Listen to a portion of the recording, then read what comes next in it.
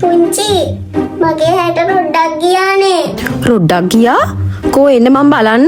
නෑ ඒක බලන්න දන්නේ හරියටම අපේ අම්මා. දැන් අම්මා නෑනේ පුතේ මෙතන. ඒ නිසා මම බලන්නම්.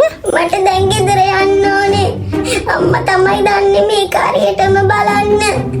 හරි පුතේ මේ අහන්නකෝ. අපි හෙට උදේම අම්මා බලන්න යමු හොඳද?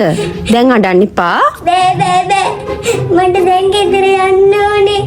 අපේ අම්මා තමයි මේක හරියටම බලන්න දන්නේ. නැත්තම් මගේ ඈ ගලවන්න වෙයි.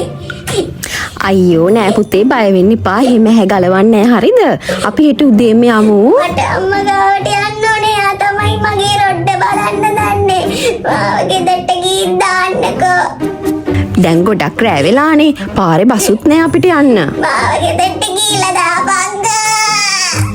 අඬන්න එපා කිව්ව නේද? ඉන්න බැරි නම් මොකටද ආවේ නවතින්න? එපා කිව්ව නේද එන්න?